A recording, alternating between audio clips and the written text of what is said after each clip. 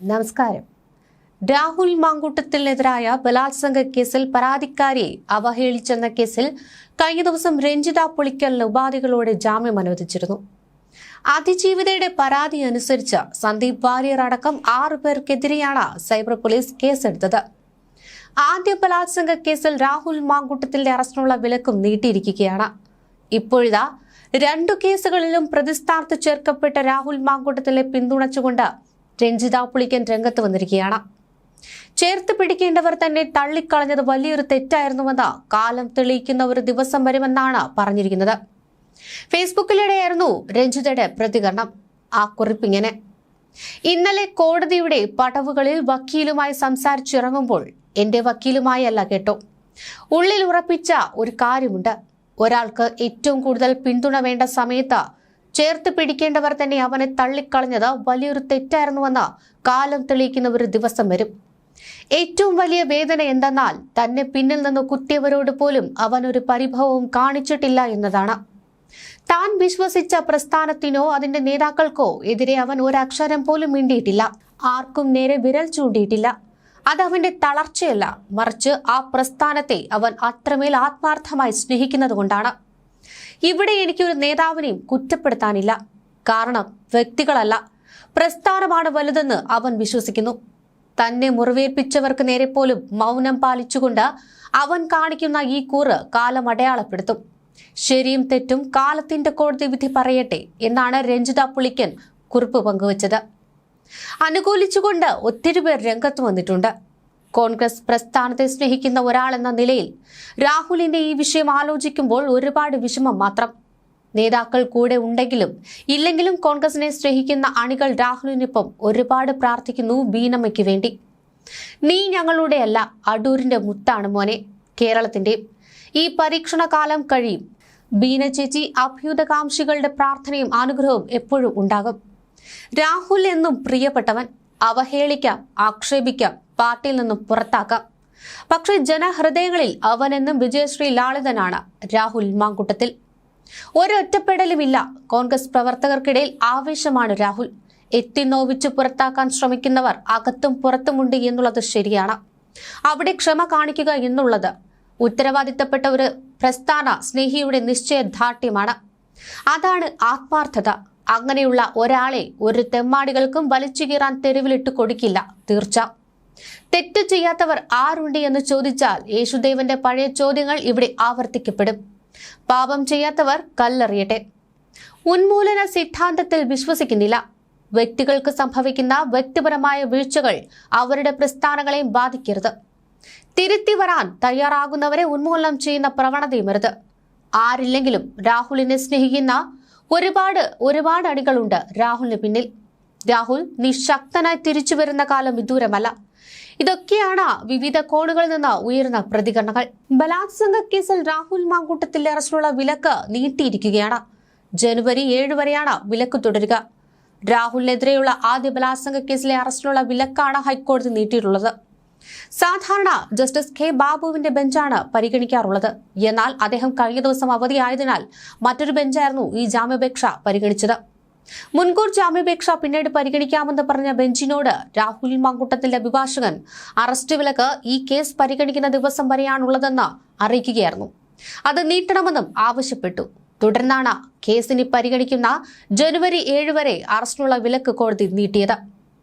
Rahul Mamkootathil MLA യുവതിയെ പീഡിപ്പിച്ച് നിർബന്ധിത ഗർഭചിത്രം നടത്തിയെന്ന കേസിലെ കൂട്ടുപ്രതിയും പത്തനംതിട്ട കോന്നി അത്തച്ചാൽ സ്വദേശിയുമായ ജോബി ജോസഫിന്റെ മുൻകൂർ ജാമ്യാപേക്ഷ പരിഗണിക്കുന്നത് 3ാം തവണയും മാറ്റിയിരുന്നു. പോലീസ് റിപ്പോർട്ട് ഹാജരാക്കാത്തതിനാലാണ് വാദം പറയുന്നത് മാറ്റിവെക്കേണ്ടി വന്നത്.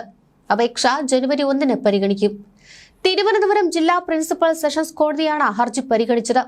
രാഹുൽ മാങ്കൂട്ടത്തിൽ ഗർഭചിത്രത്തിനുള്ള ഗുളിക ജോബി ജോസഫ് വഴി കൊടുത്തുവിട്ടുവെന്നും യുവതി ഗുളിക കഴിക്കുന്നുണ്ടോ എന്ന് ഉറപ്പുവരുത്തുവാൻ ജോബിയുടെ സാന്നിധ്യമുണ്ടായിരുന്നുവെന്നുമാണ് പ്രോസിക്യൂഷൻ വാദം.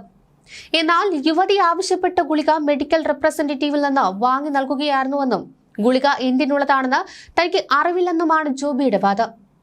യുവതിക്ക് ഗർഭചിത്രത്തിന് കഴിക്കുവാനുള്ള ഗുളിക ജോബി ജോസഫിന്റെ പക്കലാണ് രാഹുൽ മാങ്കൂട്ടത്തിൽ കൊടുത്തുവിട്ടതെന്നും യുവതി ഗുളിക കഴിക്കുന്നുണ്ടോ എന്ന് ഉറപ്പുവരുത്തുവാൻ ആ സമയം ജോബിയുടെ സാന്നിധ്യമുണ്ടായിരുന്നുവെന്നുമാണ് പ്രോസിക്യൂഷൻ വാദിച്ചിരിക്കുന്നത്. എന്നാൽ യുവതി ആവശ്യപ്പെട്ട ഗുളിക ഒരു മെഡിക്കൽ റെപ്രസെന്റേറ്റീവിൽ നിന്ന് വാങ്ങി നൽകുകയായിരുന്നുവെന്നും ആ ഗുളിക എന്തിനുള്ളത് തനിക്ക് അറിവില്ല എന്നുമാണ് ജോബി ഉയർത്തുന്ന വാദം.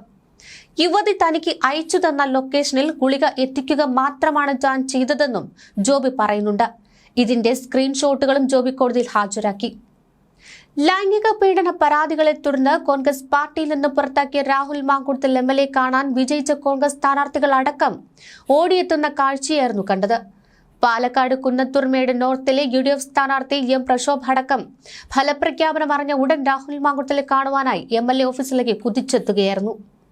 ബലാത്സംഗ പരാതികളെ തുടർന്ന് ഒളിവിലായിരുന്ന രാഹുൽ മാങ്കൂട്ടത്തിൽ പുറത്തിറങ്ങി വോട്ട് ചെയ്ത വാർഡ് എന്ന നിലയിൽ ഏറെ ശ്രദ്ധാകേന്ദ്രമായിരുന്നു കുന്നത്തൂർമേട് നോർത്ത് വാർഡ്. 8 വോട്ടിനാണ് ഇവിടെ UDF സ്ഥാനാർത്ഥി വിജയിച്ചത്. വിജയിച്ച സ്ഥാനാർത്ഥി പ്രശോഭനെ കെട്ടിപ്പിടിച്ചാണ് രാഹുൽ മാങ്കൂട്ടത്തിൽ ആഹ്ലാദം പങ്കിട്ടത്. രാഹുലിനെതിരെ ഉയർന്ന ആരോപണങ്ങൾ തിരഞ്ഞെടുപ്പിനെ ബാധിക്കുമോ എന്ന ആശങ്ക UDF ക്യാമ്പിൽ ഉണ്ടായെങ്കിലും വിവാദം ജനങ്ങളിൽ കാര്യമായ പ്രതിഫലനം ഉണ്ടാക്കിയിട്ടില്ലെന്നാണ് തിരഞ്ഞെടുപ്പ് ഫലത്തിലൂടെ വ്യക്തമായതും. പാലക്കാട് MLA ഓഫീസിലായിരുന്നു ആഹ്ലാദ പ്രകടനം നടന്നത്. പാലക്കാട് നഗരസഭയിലെ 3 വാർഡുകളിൽ വിജയിച്ച കോൺഗ്രസ് സ്ഥാനാർത്ഥികളാണ് രാഹുലിനൊപ്പം MLA ഓഫീസിലുണ്ടായിരുന്നത്. കുന്നത്തൂർമേട് വാർഡിൽ ജയിച്ച പ്രശോഭ് വത്സൻ, കേനാത്ത് പറമ്പിൽ നിന്ന് ജയിച്ച മോഹൻ ബാബു, 41 വാർഡിൽ ജയിച്ച PS വിപിൻ എന്നിവരായിരുന്നു രാഹുലിനൊപ്പം ഉണ്ടായിരുന്നത്. മൂവരെയും കെട്ടിപ്പിടിച്ച് രാഹുൽ മാങ്കൂട്ടത്തിൽ അഭിനന്ദനങ്ങൾ അറിയിച്ചു. കോൺഗ്രസ് പാർട്ടിയിൽ നിന്നും പുറത്താക്കപ്പെട്ട ഒരാളെ കാണാൻ എത്തുന്നതിൽ പ്രശ്നമില്ലേ എന്ന ചോദ്യത്തിന് താനും ഇവിടുത്തെ ഒരു വോട്ടറാണെന്നായിരുന്നു രാഹുൽ പ്രതികരിച്ചത്. തെരഞ്ഞെടുപ്പിൽ UDFന് ലഭിച്ച മികച്ച വിജയത്തിന് ശേഷം രാഹുൽ പങ്കുവച്ച ഫേസ്ബുക്ക് കുറിപ്പും ഏറെ ശ്രദ്ധ നേടിയിരുന്നു. ജനം പ്രബുദ്ധരാണ്. എത്ര ബഹളം വെച്ചാലും അവർ കേൾക്കേണ്ടത് അവർ കേൾക്കുക തന്നെ ചെയ്യും. എത്ര മറച്ചാലും അവർ കാണേണ്ടത് അവർ കാണുക തന്നെ ചെയ്യും. ഇതായിരുന്നു ആ കുറിപ്പ്. കൂടുതൽ പേരും രാഹുലിനെ പിന്തുണച്ചു തന്നെയാണ് രംഗത്ത് വന്നത്. രാഹുൽ മാങ്കൂട്ടത്തിലെ തിരിച്ചുവരവ് അദ്ദേഹത്തിന്റെ വീഴ്ചയും തളർച്ചയും തകർച്ചയും ഇല്ലായ്മയും ഒക്കെ ആഘോഷിക്കാൻ കാത്തിരുന്നവർക്കൊരു വലിയ തിരിച്ചടിയായി മാറുകയായിരുന്നു. അതുകൊണ്ട് തന്നെ രാഹുലിനെതിരെ ഇനിയും എന്തെങ്കിലുമൊക്കെ വിഷയങ്ങൾ ഉയർന്നു വരുവാനുള്ള സാധ്യതകളുമുണ്ട്.